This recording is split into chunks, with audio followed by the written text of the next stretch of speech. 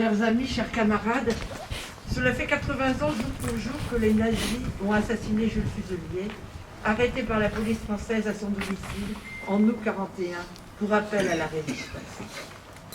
Cet ouvrier forgeron avait très tôt complété son engagement syndical à la CGTU par une adhésion au PCF lors du conflit de 1926 à Château-Regnault et dans les environs, opposant les ouvriers aux industriels, en particulier à la grande boutique. Il fallait combattre pied à pied, arracher chaque revendication qui pouvait améliorer un tant soit peu la vie, mais il fallait aussi une vision politique donnant un espoir de changement plus radical.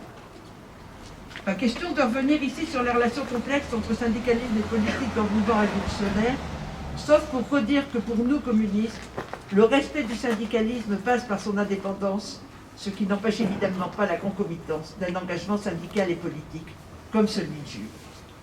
C'est avec ces deux casquettes que Jules Fuselier participa à toutes les luttes de l'époque. La lutte contre le fascisme, en particulier après la tentative du coup d'État du 6 février 1934, qui avait entraîné une très forte mobilisation au retour des forces démocratiques dans les Ardennes, à l'initiative de la CGTU et du PCF. Rappelons-nous le contexte. Les Arabes de l'époque, c'étaient les Italiens, les Polonais, mais le même rejet de l'autre qu'actuellement, cette même idéologie mortifère contre laquelle se battaient nos organisations, cette même utilisation de la division de la classe ouvrière et plus globalement des salariés qu'utilise le capital et le pouvoir politique à sa solde, l'histoire se répète. Jules Fuselier participa à la lutte contre le fascisme, mais aussi à celle contre le chômage et la pauvreté, marquée en particulier par la marche de la faim en 1935 de la vallée vers la préfecture de Mézières. Mélanie en a parlé. Comment ne pas faire encore le parallèle avec notre époque, son chômage et le retour à une précarité digne de l'époque du salaire à la pièce avec les auto-entrepreneurs, l'ubérisation et la misère.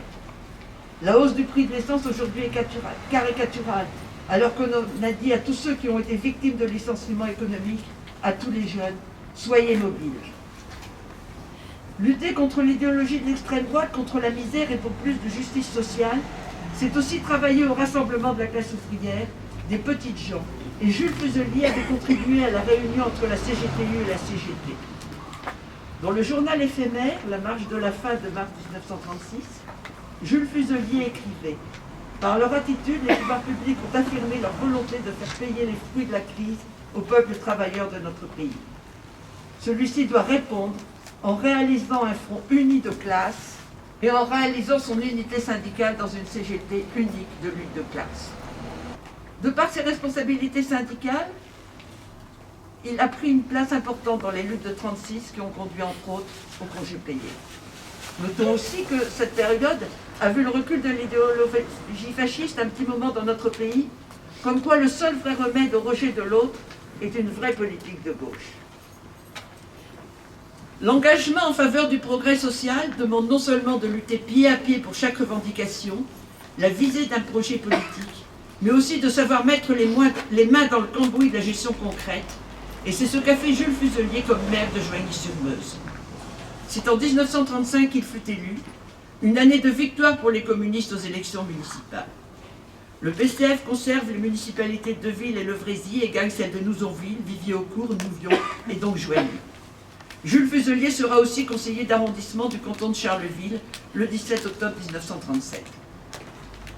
Jean Rogissard, dans l'orage de la Saint-Jean, s'inspirant de Jules Fuselier pour son héros Lambert, écrivait « Élu, eh bien non, il ne s'était pas vendu. Maire de son patelin, il l'avait géré avec équité, aidant de son mieux les uns et les autres, voire ses ennemis politiques. Il avait protégé les ouvriers, évitant par des réclamations d'impôts de précipiter tel petit industriel dans la faillite, qui néanmoins ne lui en avait pas su le moindre regret naturellement, mais qu'importait.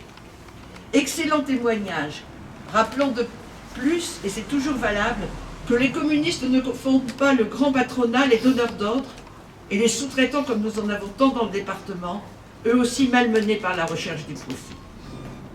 Comme tant d'autres communistes, Jules Fuselier fut destitué de ses mandats de maire et de conseiller d'arrondissement par le gouvernement en janvier 1940. Dès son retour, il s'engagea dans la reconstruction du PCF et des réseaux de résistance dans le département, avec la même détermination que dans toutes ses luttes précédentes.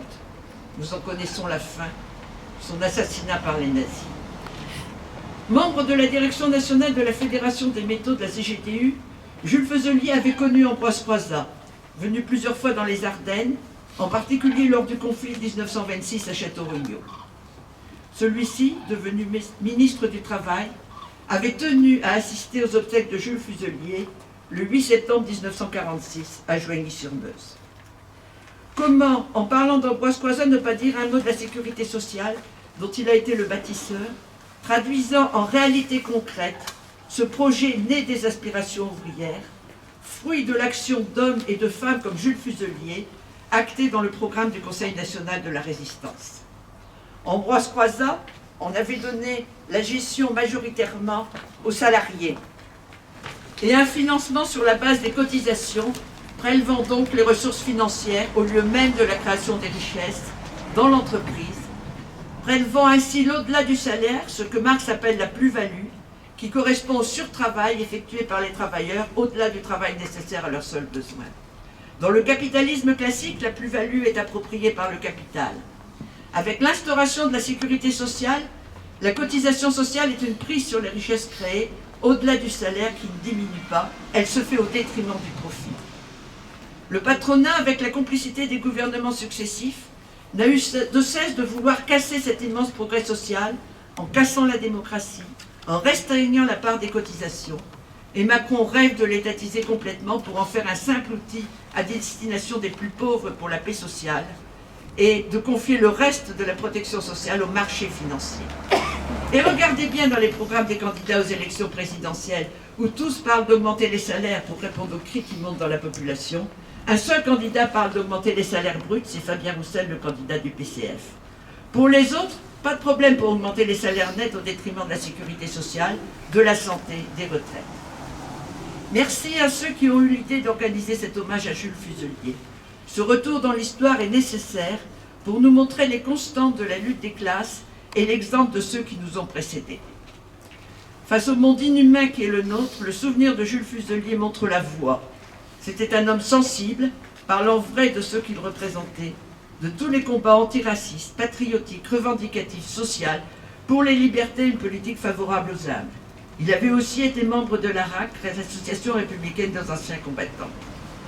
L'hommage que nous lui rendons aujourd'hui est aussi un hommage à tous ceux qui, comme lui, ont suivi le chemin de l'honneur contre la barbarie nazie. Son nom ne figure toujours pas sur le mémorial de Bertaucourt, pas plus que celui de Lucien Sampé ou d'autres communistes fusillés par les nazis. C'est extrêmement choquant.